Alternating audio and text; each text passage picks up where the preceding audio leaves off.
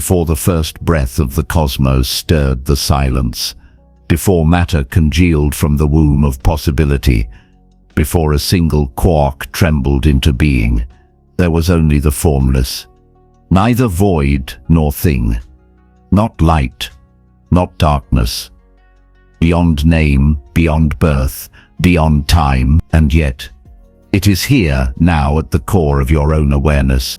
This moment, fleeting, ungraspable, is not what it appears. The world you cling to, the body you inhabit, the thoughts you mistake for self, all of it dances like a mirage across the field of perception. You have built your home upon shifting sands, believing it firm. But tell me, what is real? Look to the moonlight on water. It gleams, it shimmers, but try to grasp it, and your hand returns empty. So it is with all forms. As the Buddha once said, all compounded things are like a dream, a phantom, a bubble. Yet still you chase them, suffer for them, defend them with your life. Long ago, I sat beneath the Bodhi tree, not to discover a new doctrine, but to see directly into the nature of things. There I saw that all suffering arises from clinging to illusion, from mistaking the ever-changing for the eternal, the empty for the substantial. But in this modern age, your scientists too have begun to peer into the fabric of existence. And what do they find?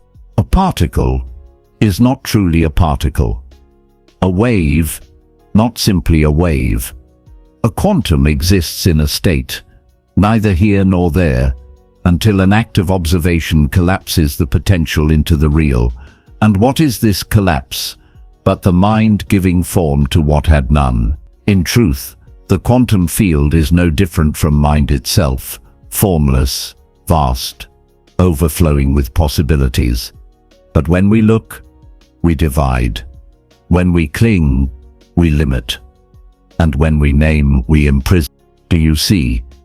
You live inside a projection. Just as a lotus blooms from mud, your reality arises from causes and conditions. It is not fixed, not solid. This body, these sensations, this name you repeat each morning, they are not you, they are patterns of energy, flickering in and out of being, like photons passing through twin slits, behaving as wave or particle depending on how they are seen. The Sutta Nipata, I taught, as a man on the shore sees the fish swimming in the water, so the wise see the aggregates rising and falling. The five skandhas form, sensation, perception, mental formations, consciousness arise, shimmer for a moment and dissolve. Just as the wave function exists in superposition until observed, your being is a flux until grasped by the illusion of I. The self is not a thing. It is a process. And like any process, it depends. It hinges on conditions, like a flame needing oil and wick. Break the chain of craving, and the illusion vanishes. Nirvana is not a place. It is the cessation of delusion. It is not annihilation, but the full blossoming of clarity. In your science, you say, the observer affects the observed. But I say, the observer is not separate from the observed. There is no seer apart from the seen, no thinker apart from the thought. In the Heart Sutra, we chant, form is emptiness, emptiness is form. This is not metaphor, it is the deepest truth. For just as a quantum cannot be said to exist until measured, so too does the world arise only when filtered through your consciousness. Yet you mistake the reflection for the source, the shadow for the flame. You believe in continuity, in solid things that persist. But look closer, atoms are mostly empty space. Electrons flicker like ghosts. And time is not a river, but a perception. In the present moment, where past and future collapse, there lies freedom. When you cling to the idea of permanence, you suffer. You fear death because you believe in the self as lasting. But consider, If a wave crashes and becomes sea again, has it died? If a photon vanishes from this universe and appears entangled in another, has it ceased? So it is with your consciousness. It is not owned, not bound. It dances in the field, beyond your limited comprehension. In this vast, unfathomable web, nothing exists independently. Just as quantum entanglement binds particles across galaxies, dependent origination binds all phenomena. When this arises, that arises. When this ceases, that ceases. So spoke the Tathagata. This is not a doctrine, it is the law of nature. Older than any scripture. Older than the stars. And yet you continue to say, this is mine, this is I, this is myself. Foolish child. When a mirage flickers on the road, do you chase it for water? When a rainbow arcs across the sky, do you try to bottle it? No, because you understand its nature, and so must you understand the nature of mind. The Buddha does not ask you to believe in mystery. He invites you to look deeply. Peel away the layers, sit in silence, watch your thoughts arise like quanta, appearing, disappearing without origin. Who are you before that thought? Who are you between each breath? Even modern physics, with its powerful tools and dazzling equations, must bow before uncertainty. Heisenberg teaches that we cannot know both the position and momentum of a particle, and I say, you cannot know the full nature of the world and still cling to a self within it. To awaken is to release both, to dwell in what I call the signless, where all things shimmer ungraspable. Yes, this world is real, but not in the way you believe. It is not a fixed theater of events, but a luminous net of causes, woven from perception, sensation, and thought. And in the very heart of this dream, the door to awakening opens. But will you walk through it? Will you dare to question not only the world but the one who sees it? Will you surrender the illusion not with despair but with wonder? The lotus blooms not in denial of the mud, but because of it. You sit, thinking you are still. But even now, in this very moment, your breath trembles with movement, your cells renew in silence, and your mind flickers with 1,000 thoughts, each one conditioned, each one fading.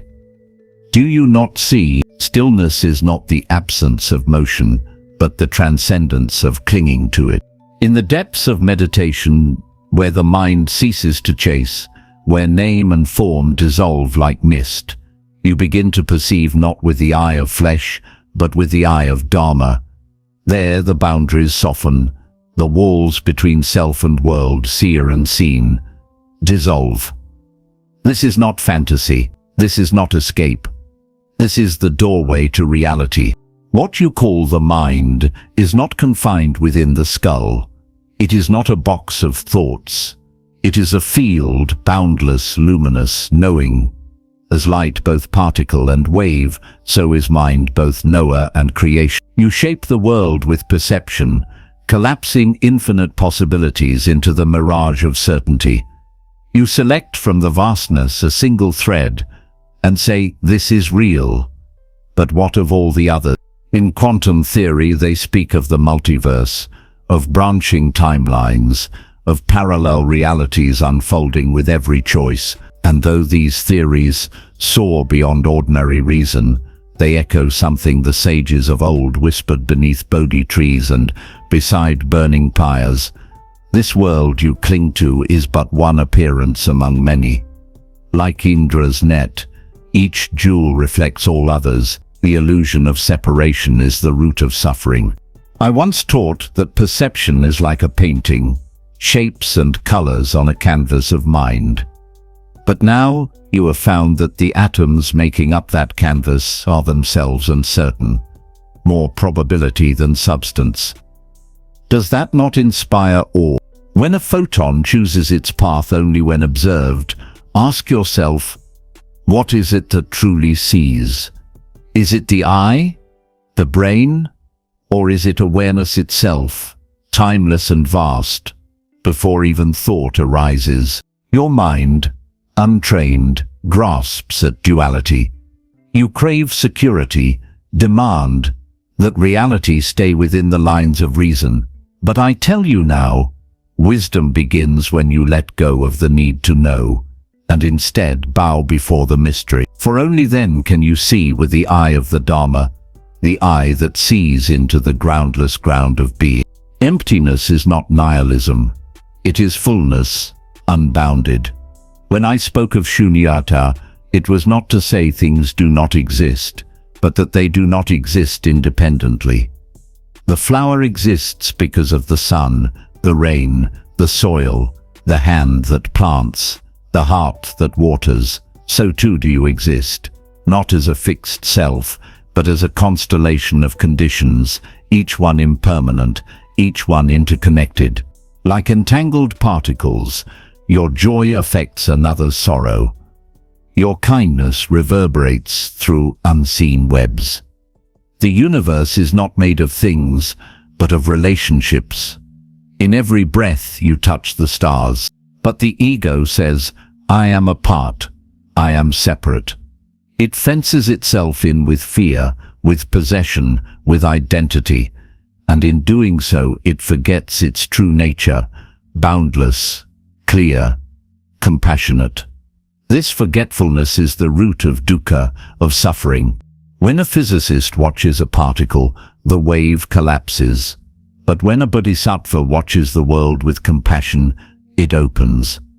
This is the deeper observer effect, not one of measurement, but of presence. The gaze of loving awareness changes the field. It heals. It harmonizes. It awakens. You do not need to be a scholar of sutras or quantum equations. You need only stop. Breathe. Observe. Look into the moment where thought arises, and you will find it empty. Look into the sound that echoes in your ear, and you will find it has no self. Look into the pain in your chest, and you will find it too passes like a cloud. When you no longer fear this passing, you become free. Once a monk asked me, "What is the nature of the world?" I picked up a flower and held it aloft. Only one disciple smiled. He saw, he knew. The world is not to be explained, it is to be seen, directly with a mind stripped of attachment. Even now your modern sages peer into colliders and simulations, seeking the truth behind matter. And what do they find? Uncertainty. Paradox. The deeper they dig, the more elusive it becomes. But should they stop digging? No, for wonder is the seed of awakening. So I say to you, let this mystery be your teacher. Let the questions lead you inward. Just as the wave reveals itself when the mind is still, so too does truth arise when craving ceases. The Dharma is not other than this, seeing things as they are, beyond the veil of self. You are not broken. You are not lost. You are simply asleep in the dream of separation. Wake up. Look around, not with eyes of desire or fear, but with the still gaze of insight. There is no need to renounce the world, for the world is empty of hindrance when seen rightly. Like quantum fields of potential, your life opens endlessly when you stop grasping at what is fixed. The lotus grows not in crystal pools, but in the muddy depths. So too, your awakening arises not despite your suffering, but because of it. Each pain, each loss, each moment of doubt is an invitation to go deeper, to question further, to awaken. In the shimmer of a dragonfly's wing, in the breath before sleep, in the stillness between thoughts, there is the whole universe. There is the Dharma. There is the field. There was once a time when the sages of this world believed the atom to be indivisible, solid, enduring, the fundamental building block of reality. And yet, even the atom was not what it seemed. Inside it, a void. A dark, quarks twirling like celestial dancers, emerging not from nothing but from the space between. What then is substance if the smallest particle is mostly emptiness? In the same way, you believe yourself to be indivisible. You say, I am, and feel certainty. But who is this I? Is it the body which sheds skin and blood and breath with every hour? Is it the mind which holds no thought longer than a blink? Is it memory which flickers and fades like a flame in wind? Examine this self, and you will find only conditions. Just as an atom arises from the interactions of forces, so too does the self arise from contact, sensation, perception, formation, and consciousness. Take away any of these, and the self vanishes, like a rainbow when the rain has passed. When I first spoke of anatta, non-self, it was not to rob you of your soul, but to free you from the tyranny of illusion. The belief in a permanent self is like mistaking the reflection for the moon. You grasp at the image and suffer when it ripples, but when you realize that what you are is not bound, not fixed, not name or form, you taste the nectar of freedom. Modern science has begun to glimpse this. The more deeply it searches, the less it finds that is solid. Fields, probabilities, fluctuations. This is the ground of matter. And what holds them together? Nothing but law. Nothing but the pattern. And what is Dharma, if not the pattern of awakening? You are like waves on the ocean of being, each one rising with a crest, sparkling for a time, then merging back into the sea. But the ocean never mourns the wave. It knows it was never separate. You too are not apart from the vast field of life. You are the field experiencing itself. A quantum field does not exist in space. It is space. It is the canvas upon which all forms appear. And in the same way, consciousness is not inside the body. The body is inside consciousness. The world is inside mind. But this mind is not yours. It is not mine. It is beyond ownership.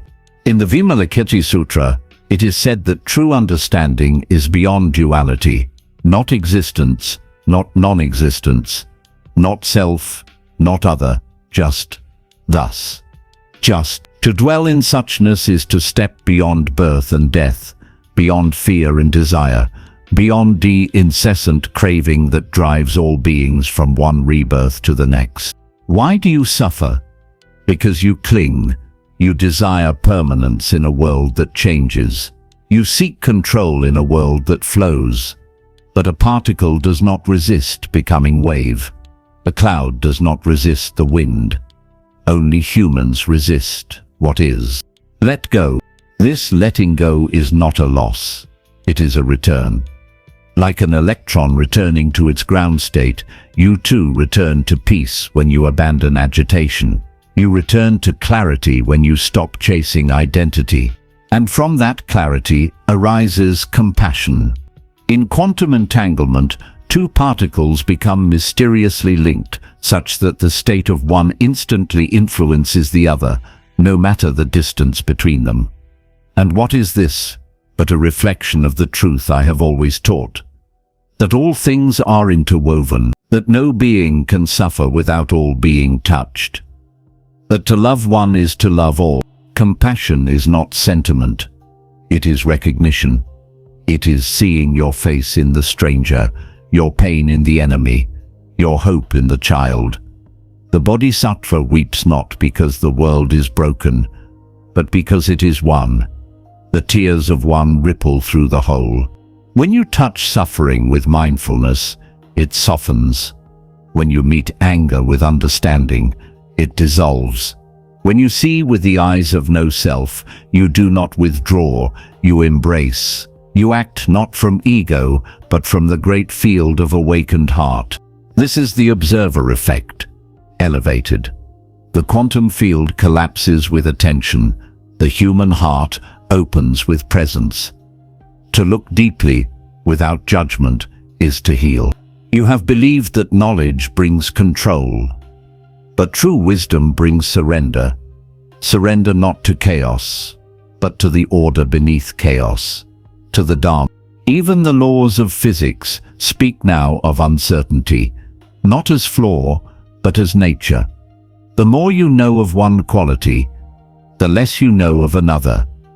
The sharper your grasp, the more elusive the truth. And yet the Buddha taught this long ago. Certainty is a fetter. Release it. In silence, you will know what words cannot hold. In stillness, you will hear the Dharma that no sutra can speak. When a meditator enters Hada, the world dissolves, time halts, space becomes radiant. Not because the world ceases, but because the veil of perception lifts. And in that openness, there is no self, no other, only the unfolding. So it is with the awakened mind. It no longer clings to form, yet it honors form. It walks among the illusions without being caught. It sees the waves, but knows the sea. And you, yes, you are not far from this. The seed of Buddha nature is already within you, not as a gift from outside, but as your birthright. Just as every photon carries the light of stars long dead, so does every heart carry the light of awakening. To realize this is not to escape the world, but to finally be in it, fully, freely, lovingly. All the suffering of the world stems from one error, the belief in separateness. Undo that belief, and you will walk as the Buddha walked. Not above the world, but within it, with eyes open and heart unbound. The Dharma is not hidden. It is written in the particles, in the waves, in the quantum dance of all things. But you must look, not with the eyes of flesh, but with the eye of truth. Not with fear, but with reverence. For this world, this life, this moment is not illusion in the sense of being false. It is illusion in the sense of being misunderstood. You are not what you think. The world is not what it seems. And yet, in that emptiness, fullness, in that silent song, in that no self, great love. What if I told you the most profound truth is not buried in complexity, but shimmering in plain sight? That the mystery which mystifies both sages and scientists has always lived in the beat of your heart, the rise of your breath, the space between your thoughts. Listen carefully, for we now approach the edge where quantum physics and the Dharma no longer mirror one another, but merge, pointing to the same timeless truth. You have heard that particles exist in superposition, that they hold many states until observed. So too the mind dwells in countless narratives, countless identities, until awareness dawns and the illusion collapses. This is the collapse of the self. The moment of insight is not merely symbolic, it is a quantum shift, from fragmentation to wholeness, from I and other to suchness. When you awaken, the wave function of delusion collapses. You see things not as concepts, not as projections of desire or fear, but as they are, empty, interconnected, luminous.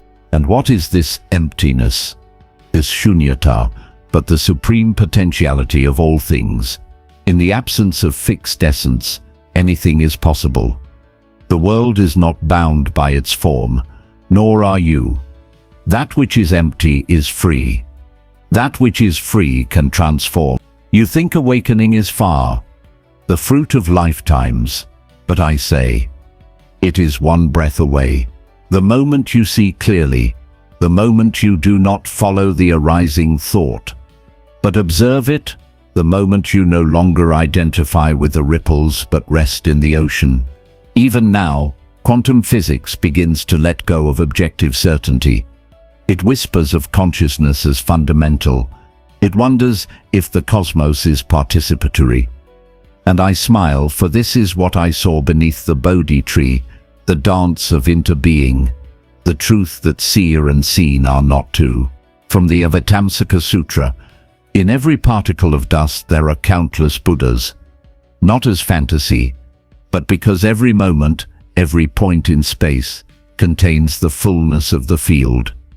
Indra's net. the holographic mind, the truth that no one thing can be understood apart from all else. When you understand this, you do not fall into despair at impermanence. You rejoice in it, for it means that change is possible. Liberation is possible. Compassion is not a luxury, but the very structure of the universe. You are not here by accident. You are not a fluke of chemistry or chance. You are the field becoming aware of itself. The universe awakening to its own nature. The Dharma flowering through form. Why then do you wait? Why do you stall in indecision? Drop the armor. Let go of the argument. Abandon the search for permanence. And simply sit. Breathe. Be still. Watch the arising and falling of mind. And when you look into the moment deeply enough, you will see that it contains all of time. When you listen to a bird's cry with full attention, it is not just sound. It is truth. When you meet another with total presence, they are not just a person, they are the cosmos in motion. All distinctions are provisional. They are fingers pointing at the moon. But the moon is always there, even if you do not look. In the Diamond Sutra I taught, all composed things are like a dream, a bubble, a shadow, a dewdrop, a lightning flash. But this does not mean they are meaningless. A dream still stirs the heart. A lightning flash still lights the sky. This moment, this breath, this life, it matters because it is fleeting. Impermanence is not a curse. It is the breath of compassion. If things did not change, awakening would not be possible. But because all things change, freedom is always near. You ask, what should I do? Where should I go? And I answer, be still, look, see through the illusion of separation.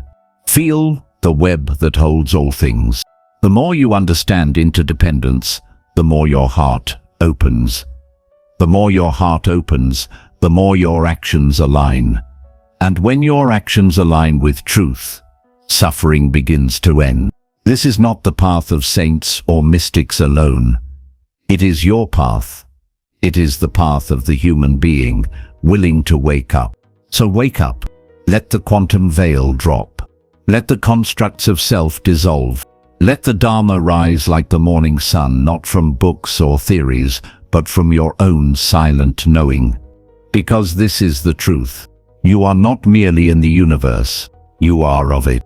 And the moment you let go of the illusion of control, the moment you surrender to the flow of emptiness and form, you do not disappear.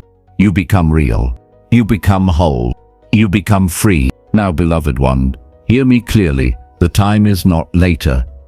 The time is now. You are standing on the threshold of a great unveiling, not through scriptures, not through science, but through the open, naked presence of your own heart. This life, so fragile, so fleeting, is not a prison. It is a gateway. Each moment you breathe is an invitation to see with eyes, to live without clinging, to love without fear. You are not here to merely survive. You are here to remember. Remember the stillness behind the motion, the silence beneath the thought, the vastness within your very being. You carry within you the whole cosmos, the stars that birthed your bones, the oceans that echo in your blood, the sky that dances in your breath. And beyond even these, you carry the Dharma, the truth that frees, the path that leads home. So, rise beyond the illusion of control. Rise beyond the ache of separation. Rise beyond the dream of self. And awaken. Awaken not just for your sake, but for the sake of all beings. For when even one heart awakens, the whole field shifts. When one mind sees clearly, compassion spreads like sunlight through the fog. Let your life be that light. Not because you are perfect, but because you are real. This is the way of the awakened one, and it is yours to walk. Now, always, here.